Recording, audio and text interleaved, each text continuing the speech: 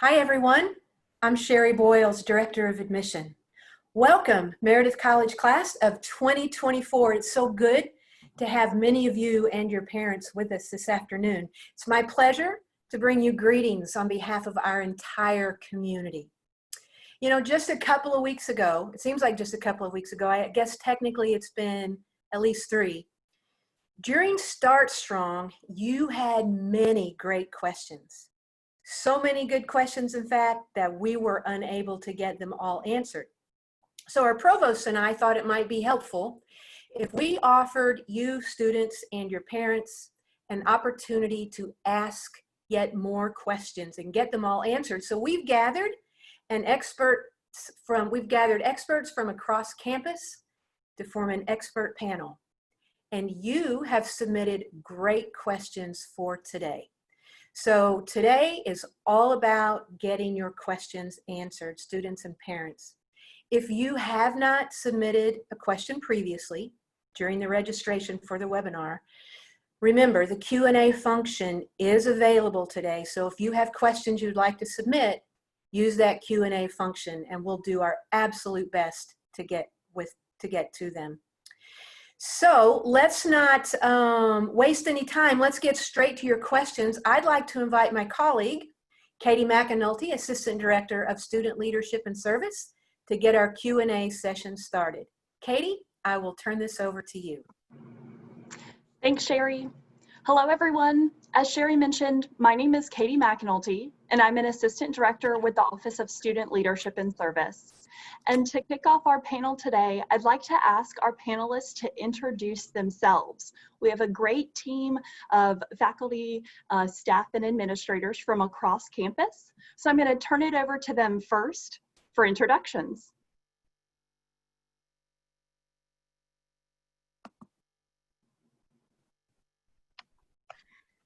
Hello, I'm Beth Meyer. I am the Director of the Counseling Center and Disability Services. Hello, I'm Dr. Matthew Poslesny, Senior Vice President and Provost. Hi, I'm Lauren Hickey. I'm the Student Technology Outreach Coordinator. Hi, I'm Jeff Howlett. I'm the Chief Information Officer in Technology Services. Hi, everyone. My name's Candace Webb, and I'm the Director of Strong Points.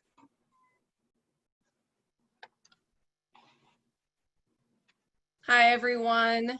I'm Heidi. I'm the Director of Residence Life, and I've already seen some questions about room assignments, and I'll certainly answer questions later. Greetings, everyone. I am Assistant Dean Tamika Sloan, and I work in the Office of the Dean of Students. Pleasure to be with you today. Hello, everyone. I'm Kevin Michelson. I'm Director of Financial Assistance.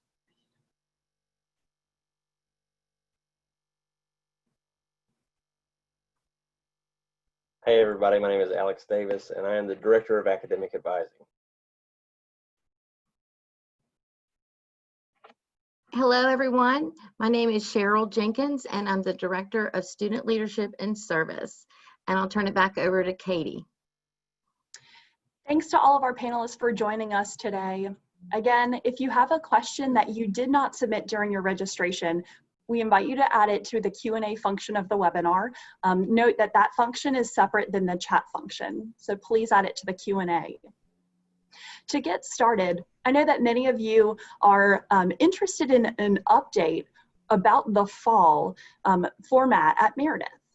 So for our first question, I'm going to ask Provost Poslesny to give us an update about the fall. Thank you very much, Katie. So as you now know, the fall semester is starting 2 days earlier than we had originally planned, and that being on August 17th is when classes will start.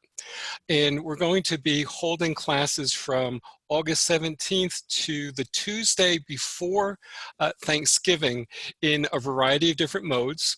Some courses will be online, some courses will be face-to-face, and then also other courses will be a mixture of both. And as your schedules are being developed, next week, we will be taking into account what your preference is. And when you spoke with the enrollment counselor, hopefully you had told them what your preference was in terms of the modality of the course that you want to do.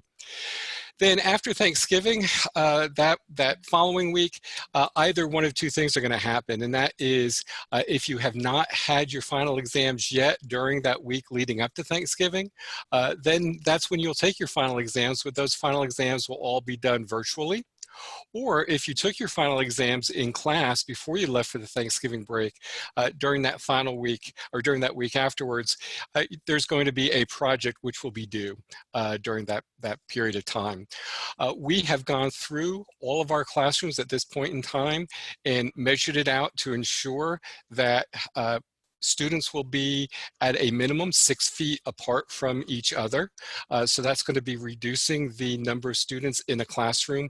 Typically when we would have maybe 15, 20, 25 students in a classroom, we're probably looking at now 10 or so, 10 or 12 students.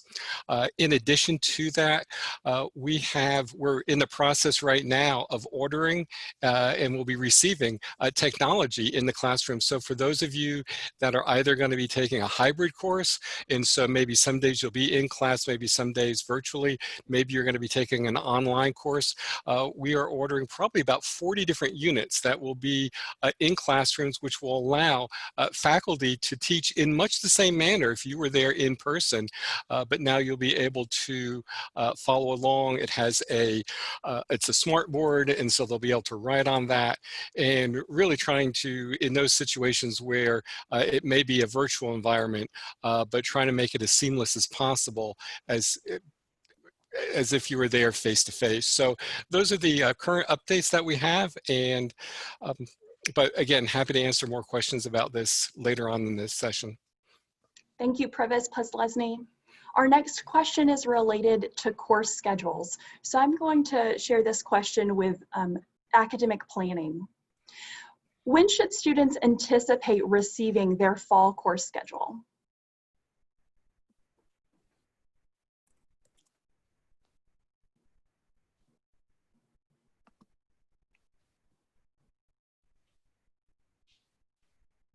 How you doing, everybody? Again, my name is Alex Davis. Update on your fall schedule. So as Dr. Poslesny mentioned, we will get into creating those here in the next week or so, and that process will last for about a week. And we will deliver, or I will announce your schedules to you late July. There'll be instructions on how to view that, and then how to request changes if you need them, or to ask questions and clarify and that kind of thing. And then you'll have the opportunity to work with your faculty advisor beginning in early August as well, to review your schedule and to make, same kind of thing you can do with my office, changes and ask for clarification and that kind of thing, and review your schedule until the end of drop add later in August. Thanks, Alex. Our next question relates to on-campus housing. When should students anticipate receiving their room assignments? And when students do find out about their room assignments, will they also find out who their roommate or suite mate is? Hi, again, it's Heidi. For those of you who, I've just looked at the participants, I see a lot of your names that I've just put room assignments in for. So it's exciting to see you here participating. We are actively trying to finish up room assignments. We did hope to get them out by Friday, but we had a last minute change to something on Monday. So I'm really toying with the idea of getting it out on Monday at the very latest, just so that we can make sure all of our I's are dotted and T's are crossed. I'd rather wait a day and make sure everything is really in place and clear for you than try to rush and get it out. The question about if you'll find out who your roommate and suite mates are, that's something that we are also considering. We can do something very quick, especially for freshmen, that we can send you your room assignment electronically. However, that doesn't allow us to give you your roommate and or your suite mates. We would have to send something in the mail for that.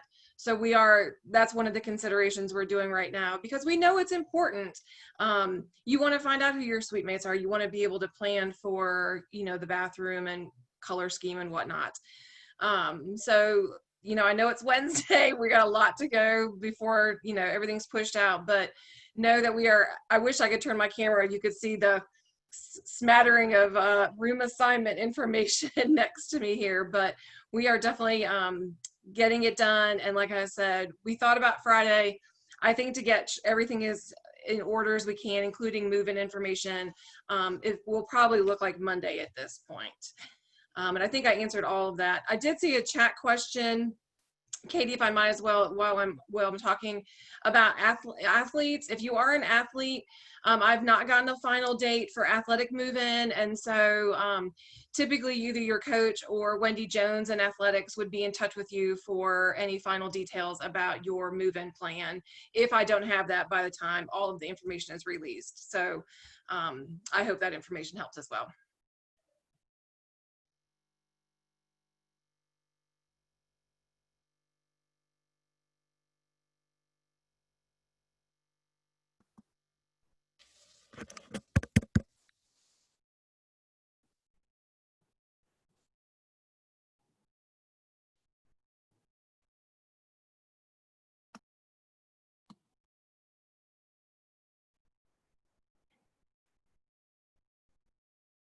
I think I'm going to jump in here.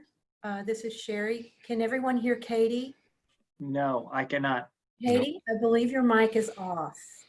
Thank you for bringing that to my attention. I apologize. You are welcome. You'll get to start entirely over here. Go, Katie. Let's start that question over again. Heidi, thank you again to your team as you work to coordinate all the details for room assignments. The next question is a follow-up related to on-campus housing. So Heidi, another question for you. Can you say at this time when move-in will occur and what format move-in will take place? Sure. So that's part of those last details. A group of us met yesterday to talk about move-in plans. I'm confident in telling you today the dates. Move-in will happen on August 11th, 12th, and 13th. And we are going to assign individuals to a move-in time frame. We do understand that you may not be able to move in at that exact time. We are going to allow for some overflow, a few extra people, but obviously with physical distancing being very important at this point, we are going to ask that people try to adhere to their move-in time as much as possible. We are allowing up to two two movers to help you.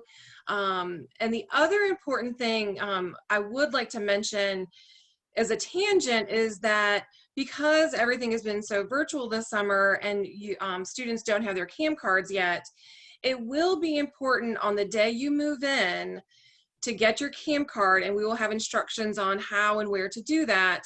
The residence halls will be locked in the evenings, and you won't have access unless you have your CAM card. But I do want to put that out there. So please, all of you who are on this call that are students, please let your friends know that as well, who will be living on campus, that the CAM card, your campus ID card, will need to be, you'll have to get your picture and get your card on the day that you move in. Thanks, Heidi. That is important that students do on their first day on campus. Our next question is related to orientation. And so I'm going to ask Assistant Dean of Students Tamika Sloan answer this question. When will orientation occur and how will it be facilitated? My pleasure, Katie. Orientation events will be held virtually on Friday, August 14th through Sunday, August 16th. The Office of the First Year Experience will be contacting incoming freshman class, transfer, and wing students next week regarding the schedule of events. So you can seek that information for more details. Additionally, you can check the First Year Experience or FYE website. I believe that link will be provided either in the chat or we will share that information with you. In addition, there is an email. It is fye@meredith.edu, and you may also contact our staff with questions or to get additional information from that address. Thank you. Thank you, Tamika. Another on-campus housing question has come up. Heidi, I'll direct this to you as well. If a student selects to take only online coursework this fall, is she able to still live on campus? Katie, that's a great question. So thank you to whomever submitted that. We do recognize that some students may have all online classes, but still have a need to live on campus. We do have students who might need access to campus resources. They may be working on campus.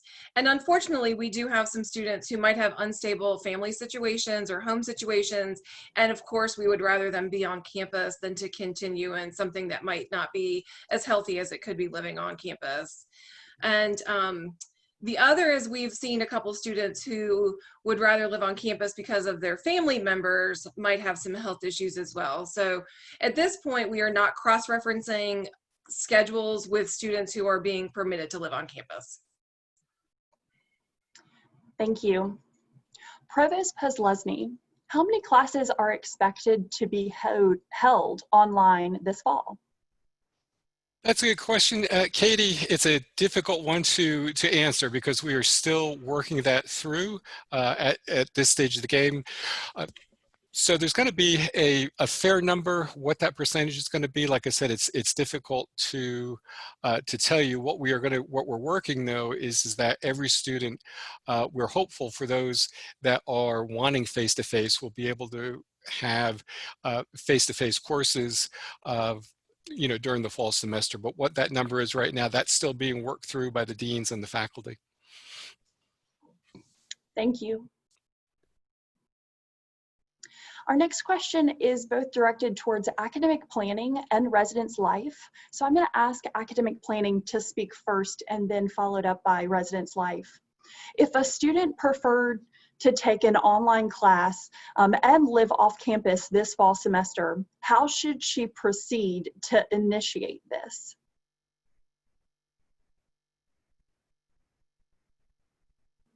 So just to reiterate, you're asking if you're going to take all online and live off campus, or you want to take all online? Correct. If a student wants to take all online courses and live off campus, who should she contact? With regards to the all online, you can just email me at advising@meredith.edu and let me know if you did not mention that information to your enrollment counselor during the enrollment counseling conversation. If something has changed and that is now a reality for you, just email me. If you told your enrollment counselor that, then we have that information. But again, just be sure to let us know in advising, and we'll make sure that you have a fully online schedule for the fall. With regards to commuting and being remote, I will turn that over to Tamika. So can you repeat the question regarding the commuting piece so that I can accurately answer the question? So this would be related to perhaps Tamika and commuter student support, as well as residence life. So if a student is wishing to live off campus as a first-year student, how would she proceed in initiating this if she's previously requested to live on campus? Oh, yeah. So any student who has already submitted their so we did a Google form for current housing preferences. If somebody has done that and confirmed they would like to live on campus, we recognize that information was already 2 weeks ago and plans have changed. You can email Residence Life, and I'll put the email in the chat as well. I think most of you on this call, if you indicated that you were living on campus, have heard from us at least once, if not twice. My email address is reslife@meredith.edu. That is me. But I'll add it in the chat. We only need to know if you've changed from being on campus to off. It would be helpful to know sooner than later so that we can release your room assignment and perhaps assign somebody else to the space. Thank you, Heidi. just one other piece with regard to support for students, if you will and can remember, and we can also place this information where you can access it, if you would contact the Dean of Students office or the Office of the Dean of Students at this email, deanofstudents@meredith.edu, and I can then answer questions about support for commuter students. Thanks, Tamika. Our next question is in regards to what plans and policies are in place to support students in the case in which a student contracts COVID-19. So specifically, and I'm going to ask that, I'm going to direct the question to Provost Puzlesny and perhaps even Heidi LeCount with Residence Life. But specifically, this writer asks, are there any policies regarding if the student needs to leave campus for the remainder of the semester, or if she can still remain quarantined on campus, as well any campus-wide policies related to her tuition bill or meal delivery to her, or who may check in on her? Okay, let me take the academic part of this here, but then there's others on the panel that, and I'll turn it over to Heidi to start talking about the quarantine and that. And I know Beth has some information with regard to this as well. So, if a student has to be, let's say, out of class for 2 weeks because maybe had come into contact with somebody and so then needs to be separated at that point in time, faculty, we're talking to faculty in terms of working with that individual student, making sure that she's continuing to get assignments so that she can keep up with that work so that she can come back in 2 weeks, will be able to do so and have not missed anything.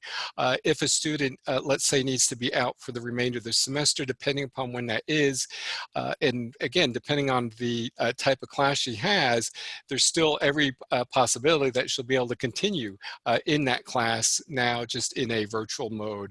And again, we'll work with each individual student to see what best meets the needs for her, but also for the class. Some classes that might not be an option. It might be a laboratory where maybe there wasn't an online option for it. So it's really going to be a function of what class it is, but we will work with you individually on that. So let me turn things over to Heidi to talk about the quarantine aspects of things. Thank you, Dr. Puzlesny. So part of what I was mentioning earlier about decisions being made kind of this week, one was based on quarantine and isolation spaces. It has not been announced to the broader campus yet, but behind the scenes, the plan is in place. Students will be encouraged to return home if possible.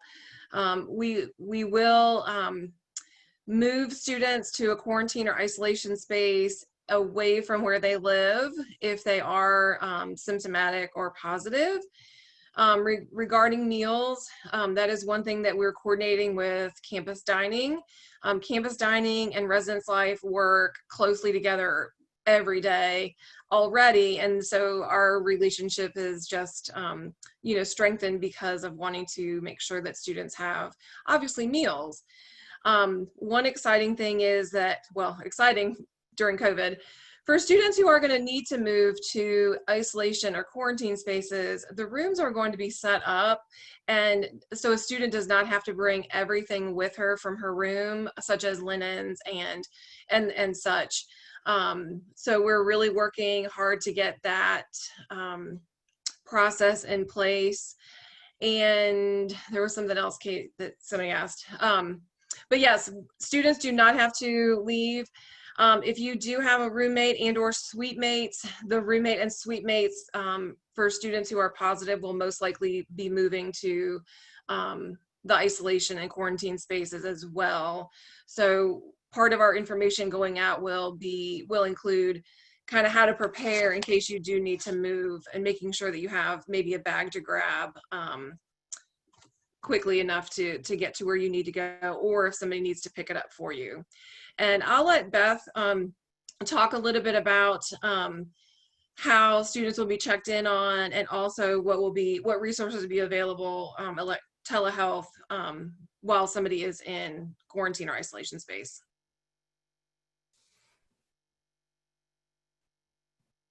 Thank you. Yeah, again, Beth Meyer, I'm in the counseling center. The health center is below me with Mary Johnson as our director. She is amazing and has been amazing in all this planning. Students will have a thermometer and other things that they may need in their spaces that Heidi described. Mary Johnson and her staff will be checking on people multiple times during the day. She has great connections in the area if someone would need more care, and we'll be looking at that. We will have tests on campus, and Mary has gotten all of that arranged. Trying to think of other things, and she has just been fantastic for all of us on campus to be able to consult with and work through all the data and research about best practices, and is guiding us all. And so I think we're very fortunate to have her and her entire team. If there's more specifics, please post those questions. And you can certainly get up with her as well. And I can put that in the chat, Mary's address and the health center's information, so that you've got that on hand as well. Thank you. Thank you to each of our panelists who responded to aspects of that question. As a point of clarification, a question has come in for students who are going to live off campus and perhaps commute or operate remotely, where they should go to get their CAM card, their campus ID, student ID card. And so we advised on-campus residents to go on move-in day to get their CAM card, and a location will be set up, and more information will be given to you. For those students who are living off campus or operating remotely, know that your CAM card will be your card, which will give you access to rent materials, physical materials from the library, or card swipe into the dining hall, or access other content across campus. And so the department that oversees the distribution of CAM cards is campus safety. And so you can always, on your first day coming to Meredith, you can always stop by the campus safety office to have your CAM card printed.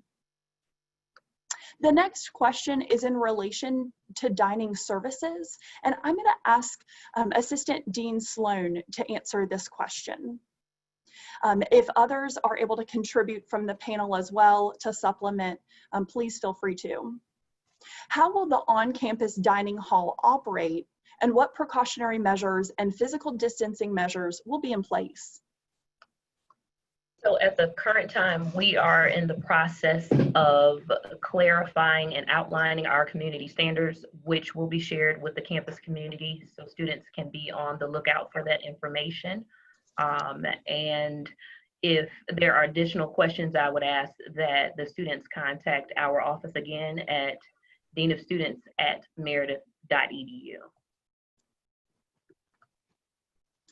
Thank you, Tamika. The next question is in relation to billing and financial aid. In regards to a student's tuition and housing bill, when are payments due? Or if applicable, can you also speak to payment plan options? So I'm going to share this question with Kevin Michelson.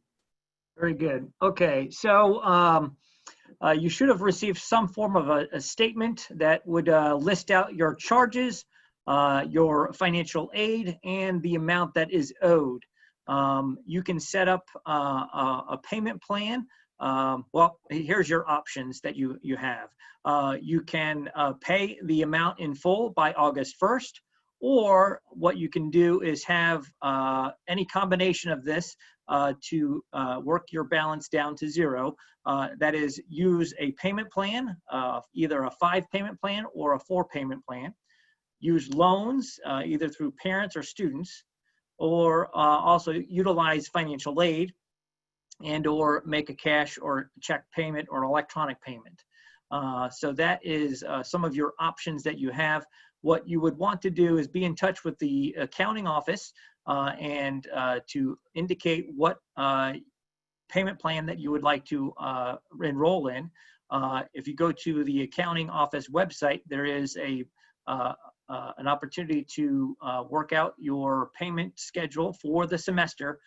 Just as a reminder, the semester bills, all bills are in a semester format. So all of what you owe for this fall semester is listed on that bill. So if you are wanting to set up a payment plan and to utilize that, you would go to the accounting website to do that. If you have any further questions about charges, financial aid, and the combination of that, you're more than welcome to contact the Financial Assistance Office, and our information and office numbers are on our website.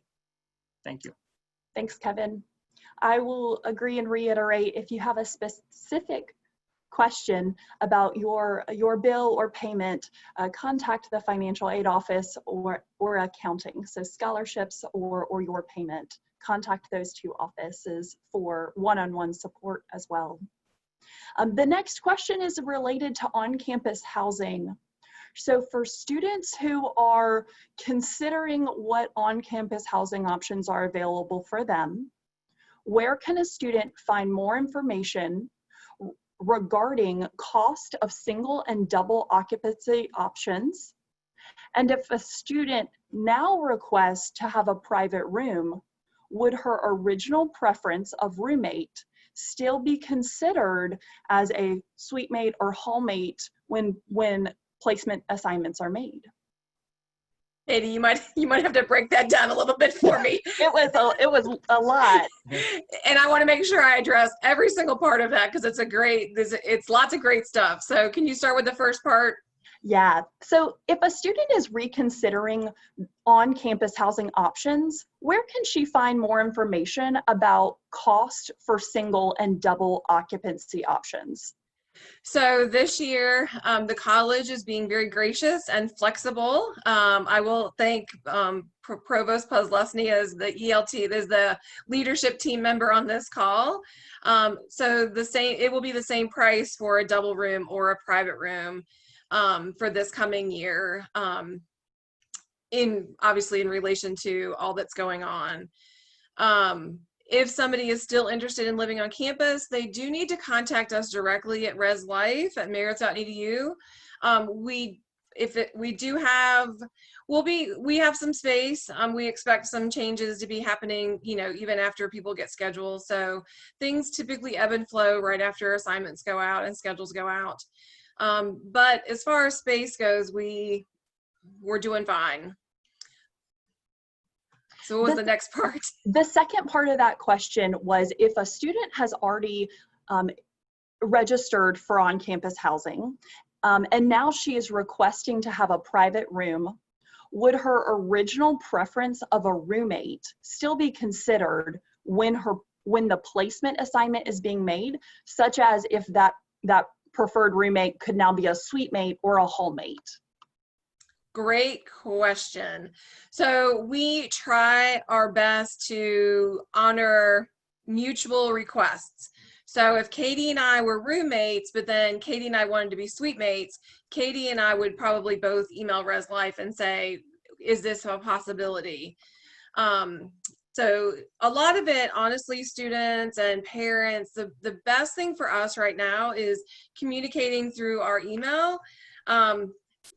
We do get a lot of emails, so it does take us a little longer to respond, but there's two of us who work on that email address, and so we can split up answering questions.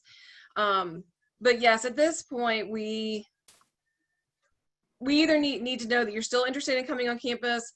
We have closed our Google form because we had to have a stopping point, but we have our secondary process in place. We will send you, in fact, this is the returning one. Sorry, it's probably weird.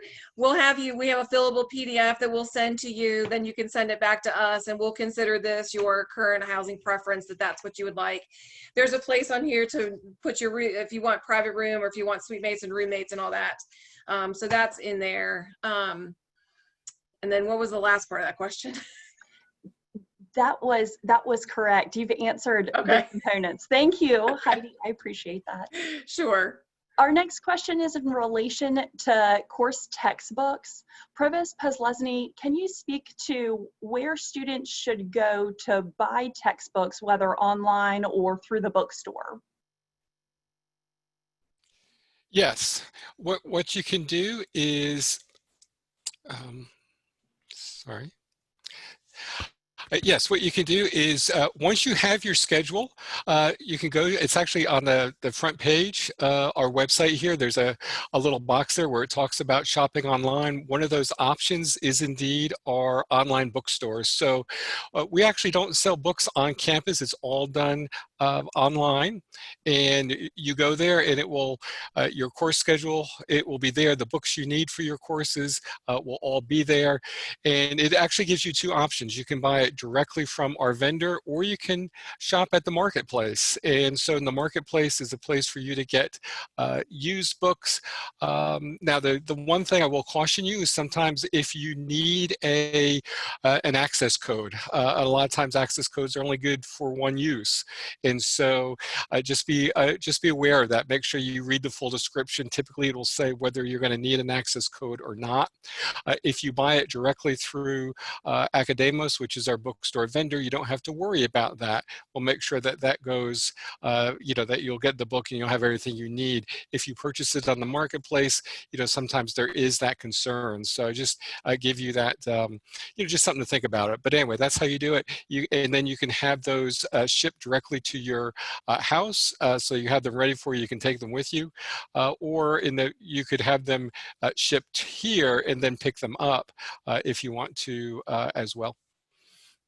Thanks, Provost Pezlesny. Our next question I'm going to direct to Jeff Howlett with Technology Services. Is there a specific brand of laptop that's recommended for students, or one perhaps that's more compatible? There are usually 50-50 annually when we survey the students between Mac and a PC laptop. What I would advise is to talk to your department of your intended major to see if there's any requirement for one versus the other. Otherwise, it's more preference.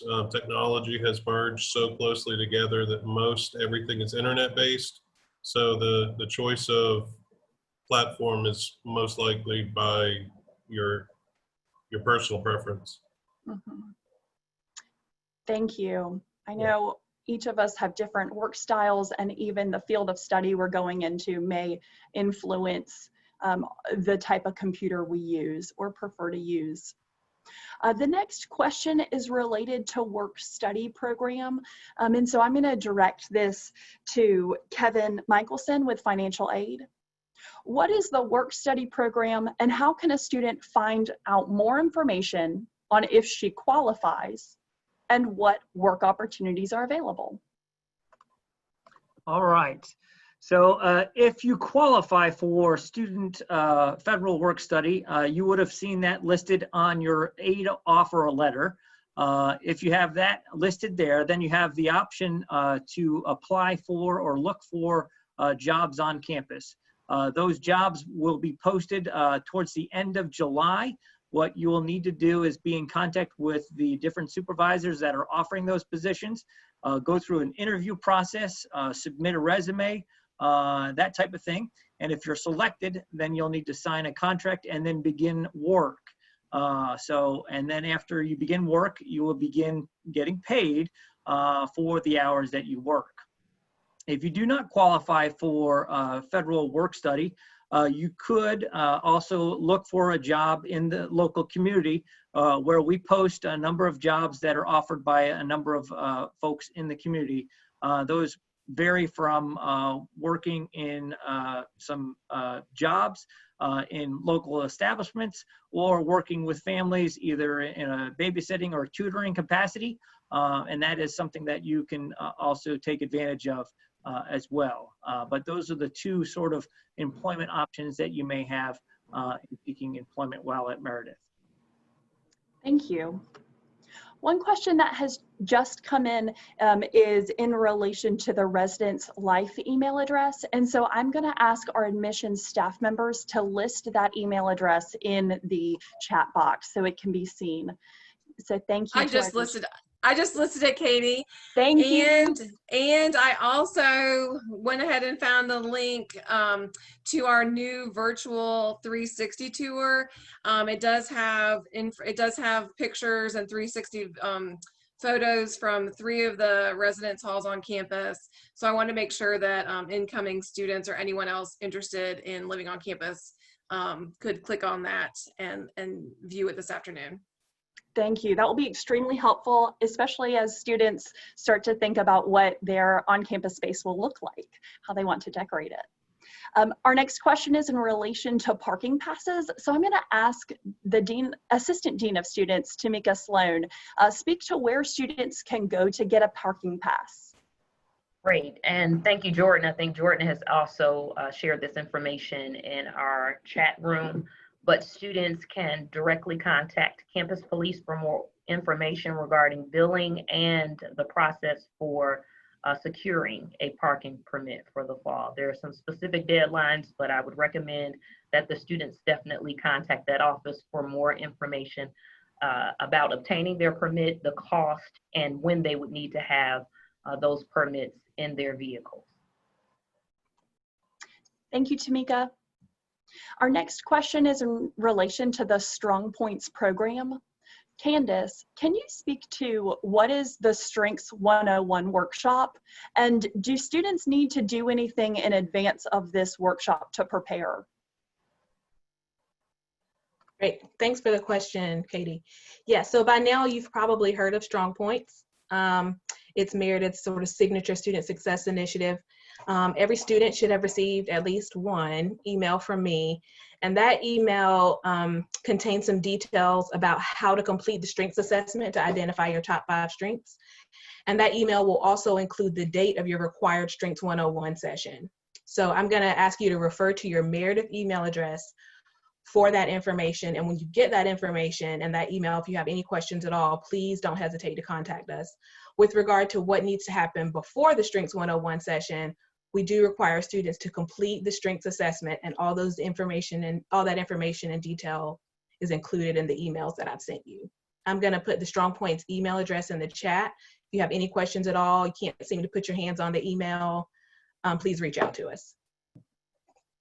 Thanks, Candace. We have a question that's come in related to leaving campus, whether to go to the grocery store or make errand runs around the local Triangle area, as well as leave campus to visit home. I'm going to direct this first to Provost Puzlesny, though I invite others on the chat to speak up as well on the panel. Will students be able to visit home or go off campus to run these errands? Or is it the request that they remain on campus until the Thanksgiving break? That's a good question. And again, I encourage others to chime in here.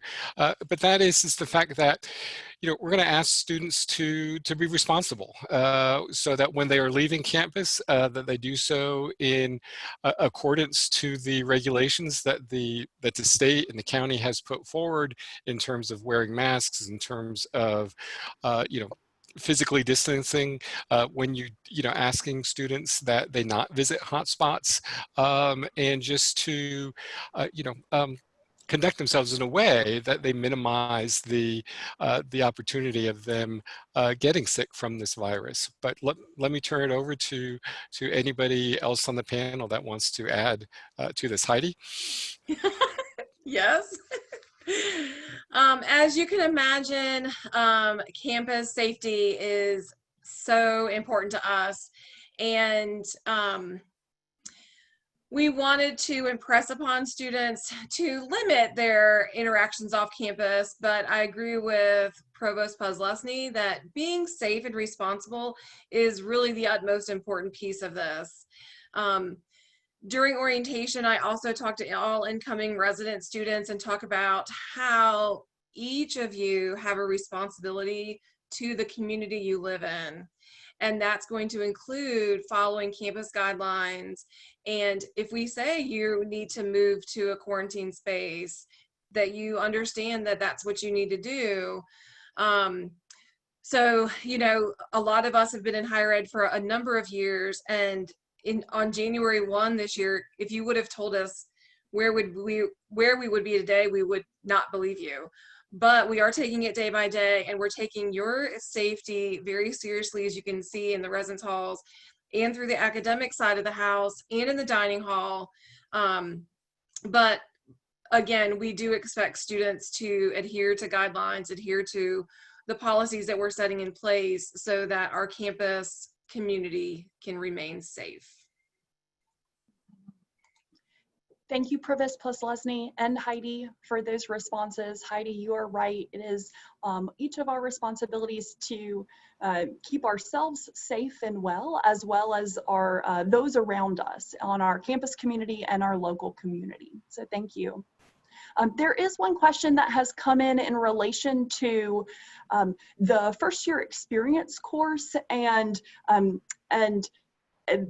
how that course is formatted. So I'll share insight on this course. I am fortunate to teach a first year experience course as an instructor. So that is a course to help first year students, new students, acclimate to Meredith and develop skills to be successful while in college. And so please note that that course is separate from what Candace had mentioned earlier, the Strengths 101 workshop. So two separate entities.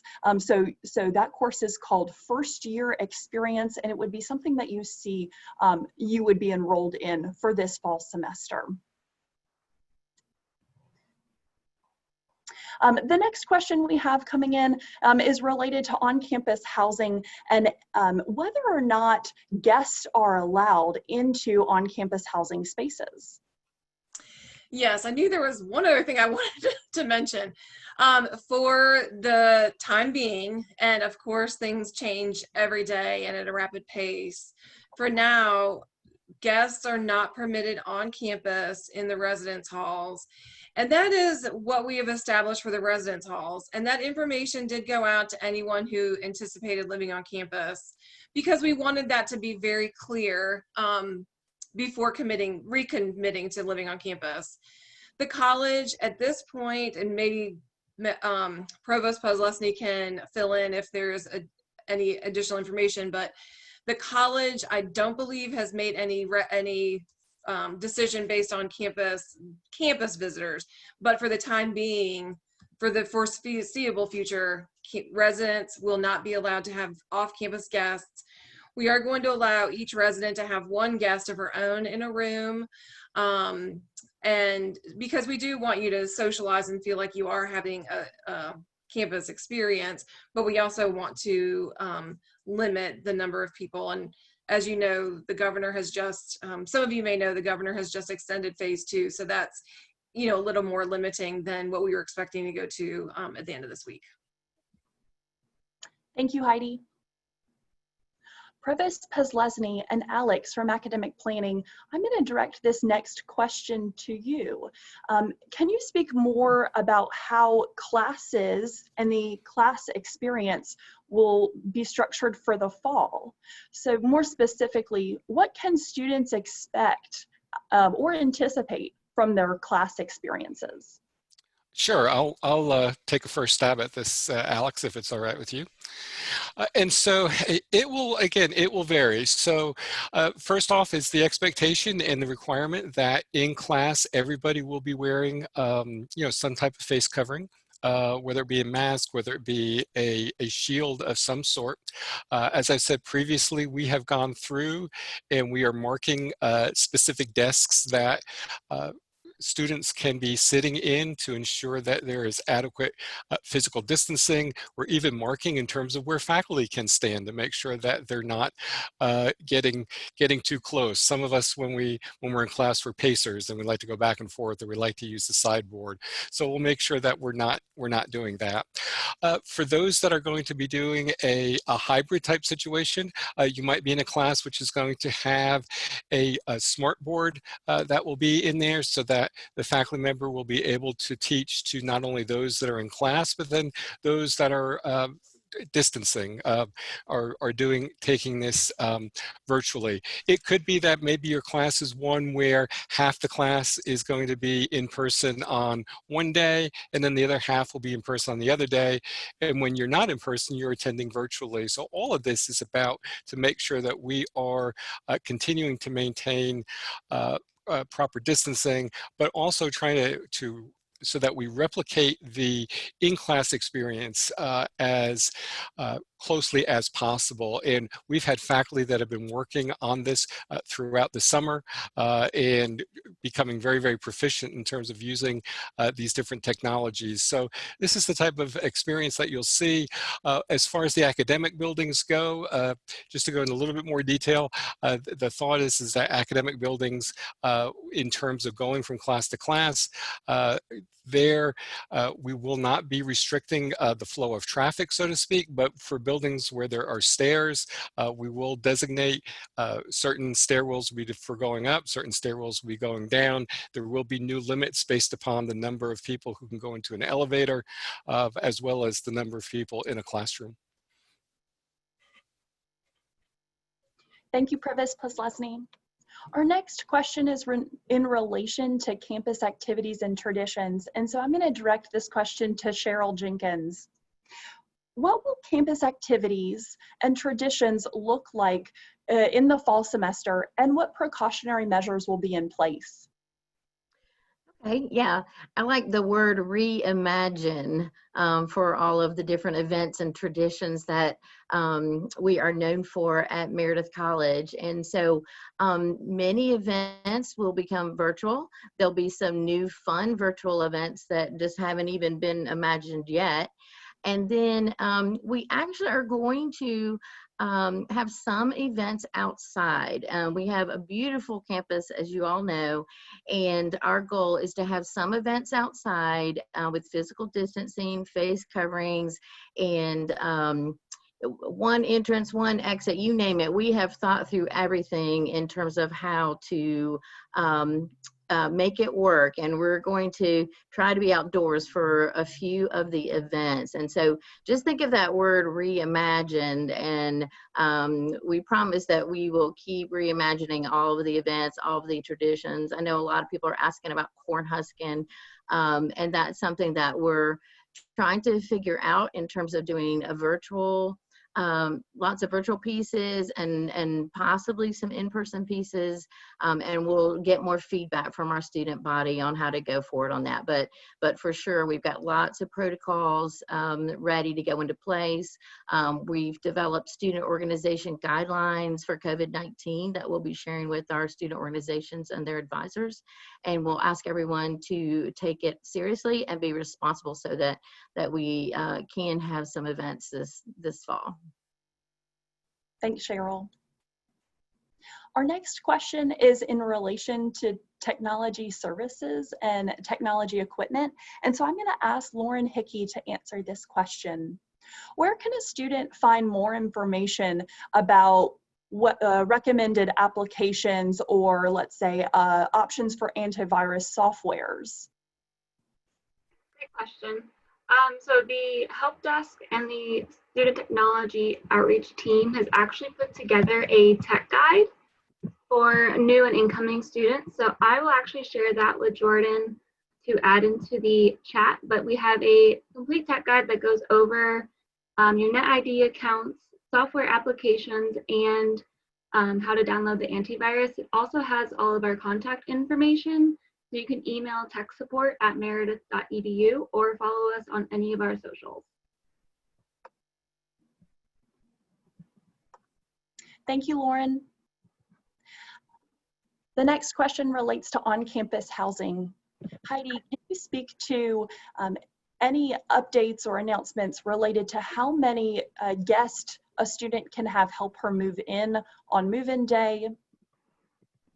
Yes, we're going to allow students to have up to 2 helpers. Thank you. And as a follow-up, will students move in on the same day or same time as their roommates or suite mates? Yeah, I've seen that in the question and answer, and I've just answered a couple of those. That is part of the consideration we're trying to work out, you know, recognizing that there is a level of excitement moving in with your roommate and suite mates. And if we can do that on the same day, we will, or make it as, you know, 2 days back to back versus, you know, first day and third day. But some of our planning also relates to how many students are moving in on each floor, and I'm not quite done with everything yet to be able to figure that out. Understandable. Thank you, Heidi. We've reached the end of our Q&A session time, and so I'm going to wrap our Q&A up. But I want to first thank our panelists for joining us today and answering all the questions that have come in. If you do have still outstanding questions that you are thinking of now or would like answered, please feel free to contact the departments directly whom they may relate to, or as well as your your admissions counselor who supported you in coming and enrolling at Meredith. So now I'm going to turn it over to Provost Poslesny. Thank you, Katie. Thank you so much for taking the time out of your busy day to be here and to get some of your questions answered.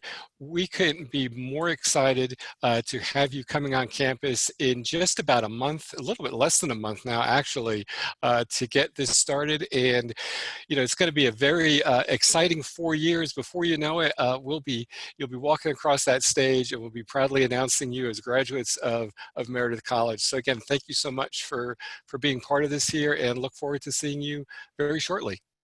Thank you.